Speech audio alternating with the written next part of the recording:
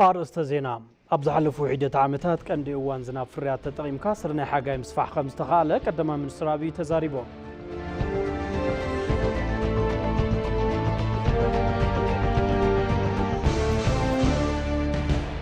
أبزح عامت أب كل التقراي لعلي شمون تميتين 450 شيح حبرة تسبز الساتف عقب حمد ماين مسلاتو بيرو حرشاتا كل الأفليتو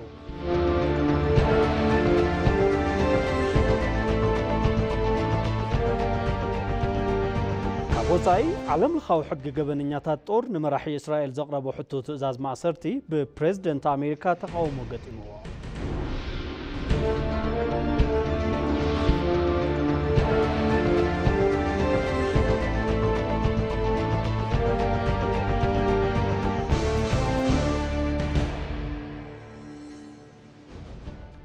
عزو سلامتنا تقبلوا كبرات تقتلتي نزعت زتدالو زيناتات حزنا لكم قريبنا لنا زيناتات جيتاتشو على ممساهم كصنحهم سنة مكتالنا كون لكم نتمنى فلما حصرت زيناتات أبز حلفو حيدة عامتات كاندي فريات اوان زناب كيتاغوغلنا لمعات سرنا حاجاي نمسفحكي إلنا ناكبلو قدما منستر أبي أحمد قليصهم توم قدما منستر محبراو ميديو مابزم محلالفو وملختي ناي لومي عودة سعري تقصال نسرحة لمعات زرعنا اللي يكبلو تزاريبهم حرشات أنكارا إنفستمنت زدليو لهم بأزرقتي زي شفن تحستو مريتون كاس بقاس يوسخ كمزلو توم قدما منستر أفليطهم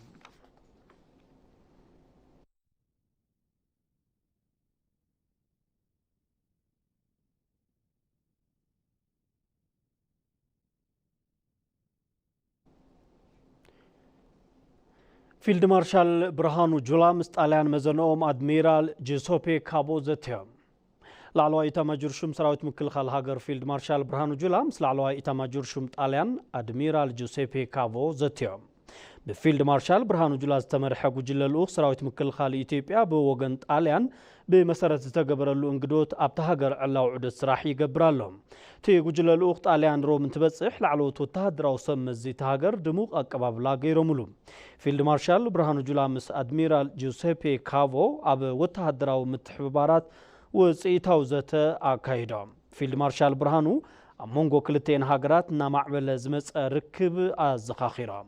قدما منستر أبي أحمد أب طاليان زي قبرو عدتن قدما منستر طاليان جورجيا مولوني أب إثيوبيا زكايد أو علاوي عدت سراحن اتن هاجرات زلوان ركب متنخار زرئي كم زخنا حابرام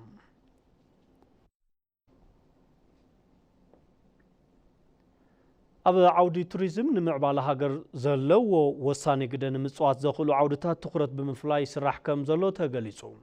بايتو وكلت هزبيت أبطا فصاص مسرح تشاعت توارح منستر توريزم عداميسو منستر توريزم أمباسادر ناسيج علي حبتا توريزم زهاجر نكحلو بمصنعتي بمفلاي مسمدارك تأكلات بمقواج مچو تكالات وهاب تقلقالو توريس نكسفح فحتا غيرو يلان كمون مسحبات توريزم نكفالت ومقبارو مزرابن زي ترخب حبريتام أرجو اللهم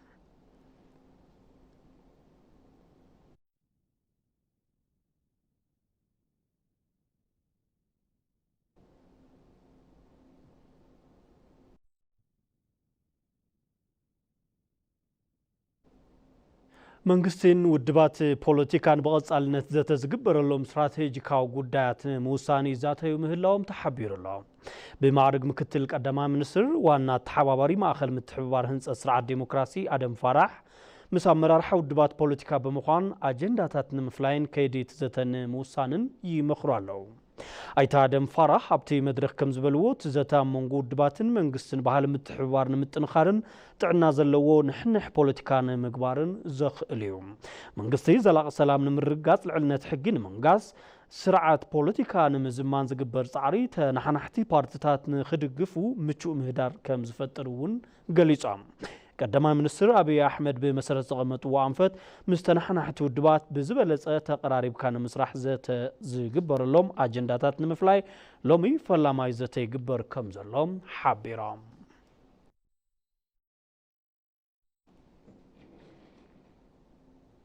كوميشنر جنرال فيدرال بوليسي إثيوبيا دملاش جبر ميكائيل مسابلاتنا مرار حرف فليات كوماندو صار جبر رعدي تزاتهم توم كوميشنر جنرال بفلوي كوماندو بمسلطان أبزفلاليو قداجات جيجنነት زفصمون ابز حز اوان ون مس زفصمو زلون ابالاتن امرارحان فلويات كوماندو صره ግብረ ራዕዲ ኣብ ዝገበሩ ወዘተ እቲ ፍሉይ ኮማንዶ ዝኾነ ይኹን ፖሊሳዊ ልኡኽ ብብቕዓት ዝፍጽም ኢሎም ብመንግስትን ህዝብን ከም ዋልታ ዝረአ ልዑል ዓቕሚን ሞራልን ፖሊስ ፌደራል ብምዃን ዝረአ ምዃኑ ተዛሪቦም ምስ ዝተፈላለዩ ሓይልታት ጸጥታ ፌደራልን ክልልን ብምጉዳድ ሰላም ህዝቢ ኣብ ልዕሊ ዝዘርጉ ኣመራርሓን ኣባላትን ጉጅለ ግብረ ራዕዲ ሸኔን ጽንፈኛ ሓይልን ብምድምሳስ ሰላም ኢትዮጵያ ምጽናዕን ምርግጋጽን ስርሑ ተጠናኺሩ ምቕጻሉ ሓቢሮም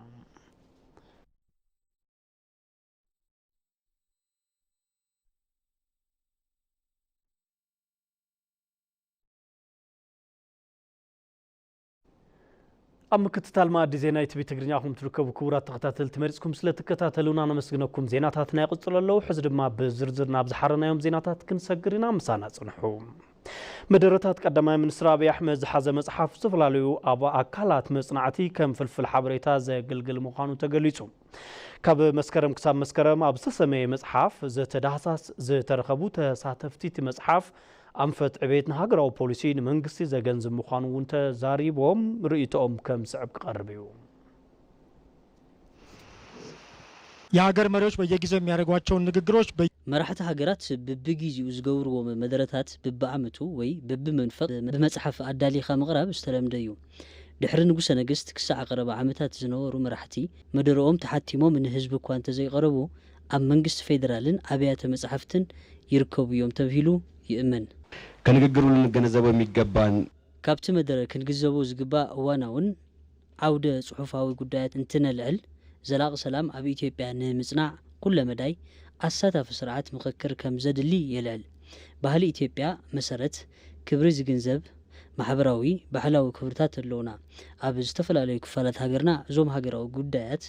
متأثر زكالو من قدي نمحبر يفتنيو يزاري مري لما تقطعيو نايلوم مرحي نقص على تقبل ممهر كخون اللوام إذا خرجا زخل دما بصحف دوكمنت خوينو ناي مسجار كيدي انت سعبيوم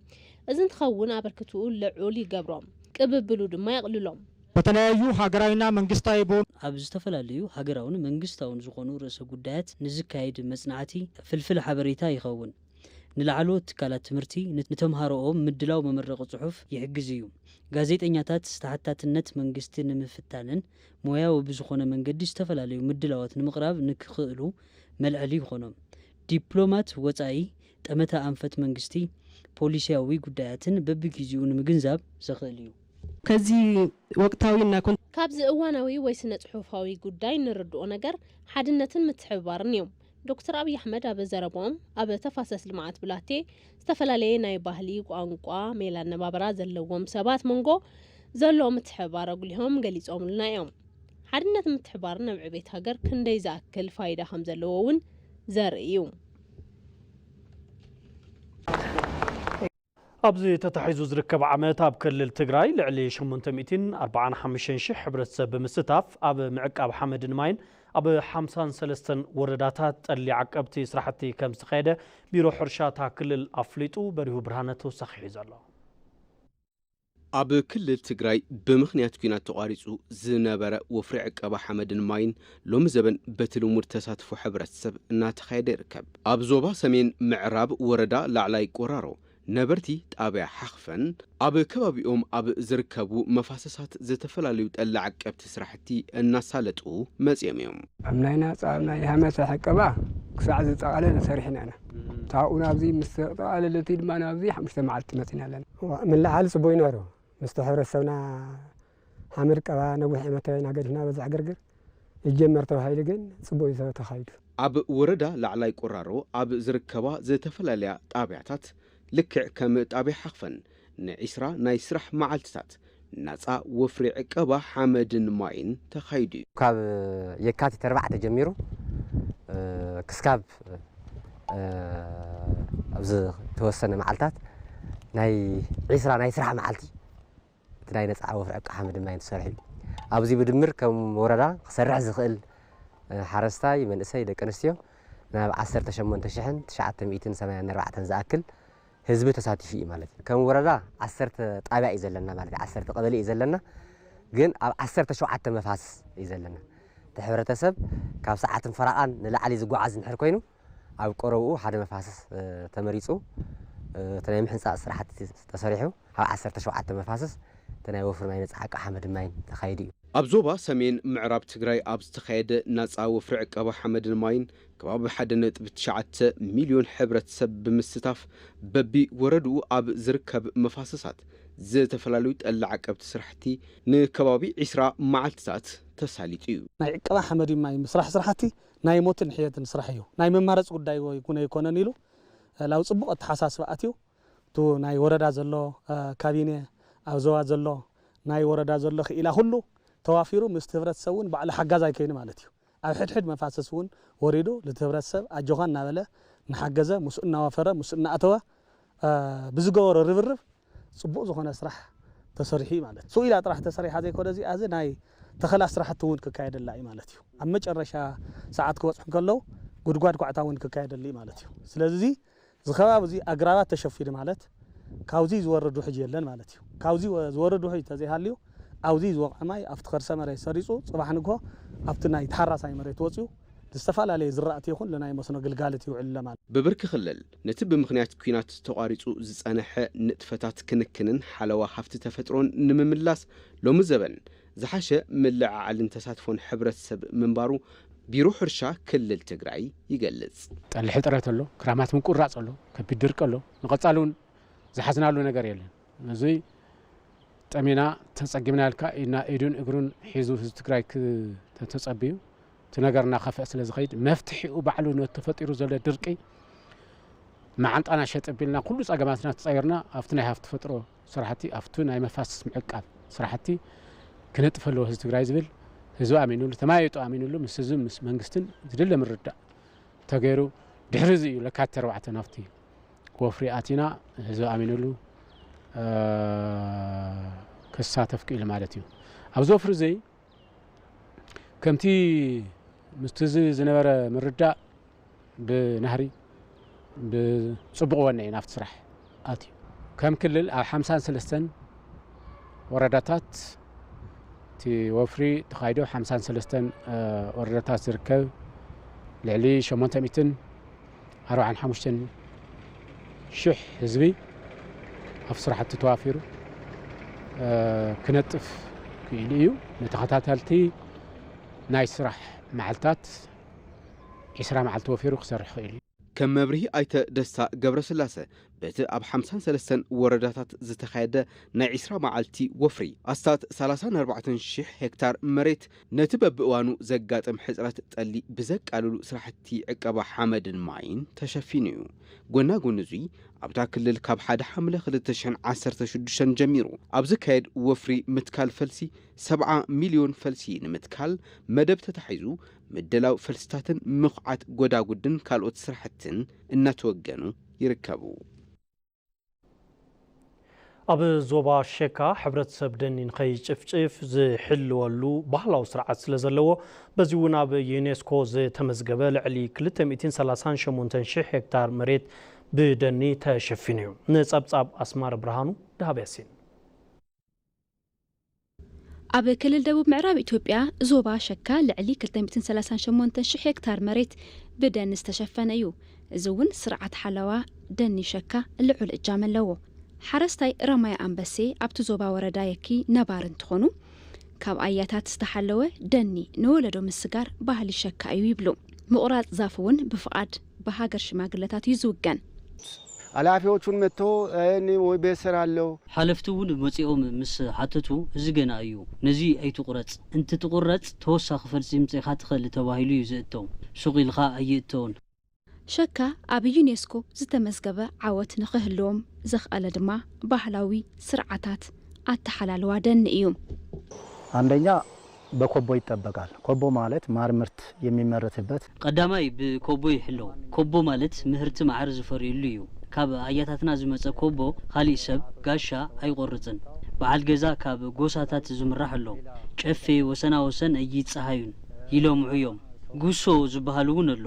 በባህሊ ዝኾነ ሰብኣትዩ ዛፍ ክቆርጽ ኣይኽእልን ምሕራስ እውን ኣይኽእልን ህዝቢ ሸካ ሓልዩ ኣብ ዘጽንሖ ደኒ ተረባሕ እኳ ተዘይኮነ ሕዚ እውን ምሕላው ደኒ ቀፂልሉ ከም ዝርከብ ኣመሓዳሪ ዞባ ሸካ ኣበበ ማሞ ይገልጹ። ደን ሲጠበቅ ደኑ ለሃገር አልፎም ለዓለም እዚ ደኒ እንትሕለው ንሃገር ንዓለም ዝረብሕ እዩ ግና ብኣሰራርሓ መንግስቲ እቲ ዝለዓለ ቁፅሪ ሰብ እዩ ኣባና ግና ደኒ እዩ ቦታ ዝሕዝ ብምዃኑ ካብዚ ህዝቢ ኣይረብሕን ዘሎ ከዚ ከም ምዕራብ ደቡብ ዝጀመሩ ምስራሕቲ ኣለዉ ክሳብ ሕዚ ግን ዝተረኽበ ረብሓ የለን ግና እቲ ሕብረተሰብ ነዚ ምሕላው ባህሉ እዩ ሽፋን ደን ትኽልል ብዝበለጸ ንምዕባይ ብዙሓት ፈልስታት እንዳተተኸሉ እዮም። እዚ ዓመት 9.5 ሚሊዮን ችግኝ ለመትከል ቦታ ለይተናል። ኣብዚ ዓመት 9.5 ሚሊዮን ፈልሲ ንምትካል ቦታ ፈሪና ኢና። እዚ እውን ብጂፒኤስ ዝፍለየሉ ዝኾነ ሰብ ኣብ ዝኾነ ቦታ ነቲ ፈልሲ ዝርአየሉ ኩነታት ኣሎ ፈልሲ ይዳሎ ኣሎ ብምዃኑ እቲ ምትካል ብጽቡቕ ኩነታት ክፍጸም እዩ።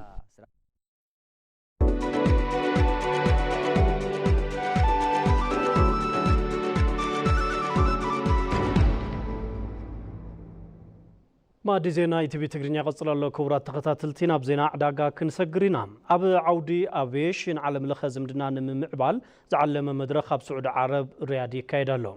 ኣብቲ መድረኽ ልዕሊ 5,000 ኣብቲ ዓውዲ ዘለዉ ኣፍረይቲ ኣውሮፕላናት ትካላት ወሃብቲ ኣገልግሎት በረራ ማእኸላት ትምህርትን ምርምርን አቪዬሽን ምሁራን ኣብቲ ዓውዲ ውሳነ ወሃብቲ ኣመራርሓ መንግስታትን ትካላት ዓለም ለኸን ይሳተፉ ኣለዉ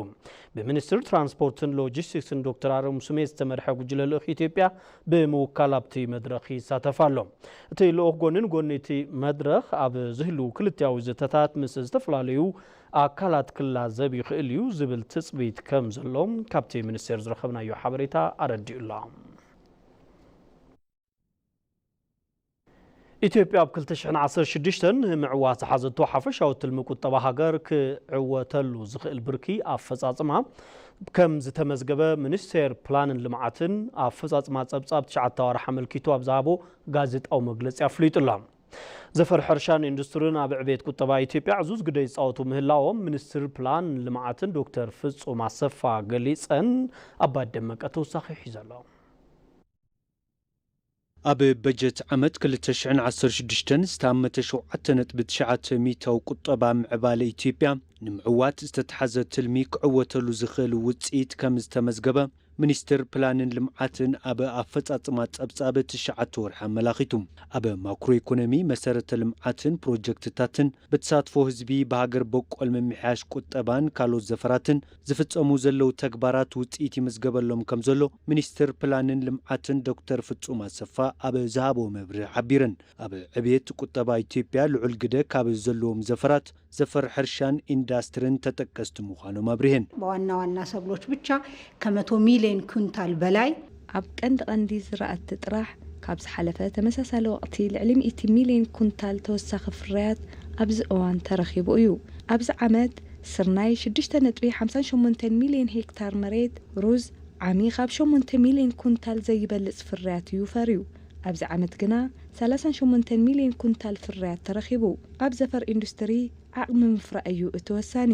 ዓሚቕ ኣብ ዝነበረ ዓቕሚ ምፍራይ ኣብ 58 ሚእታዊ ዓቕሚ በፂሕና ኣለና ቁጠባዊ ዕብየት ኢትዮጵያ ንምርግጋጽ ምምሕያሽ ካብ ዝተገበረሎም ማእኸል ናህሪ መነባብሮ ንምንካይ ዝተሰርሑ ስራሕትታትን ዕድል ምፍጣር ስራሕ ንምውሳኽ ብዙሓት ስራሕትታት ከም ዝተፈጸሙ እተን ሚኒስትር ገሊጸን የዋጋ ንረትን ሊያባብሱ የሚችሉ ጉዳዮች ወሰኽ ዋጋ ዘጋድዱ ጉዳያት እናጋጠሙና እንተኾኑ እዚኦም ንኸይሰፍሑ ዝተሰርሑ ስራሕትታት ለውጢ እናምጽኡ እዮም መፍረይ እታወት ዝተገበረ ድጎማ መዳበርያ ሩዝ ናይ ህፃውንቲ ጸባ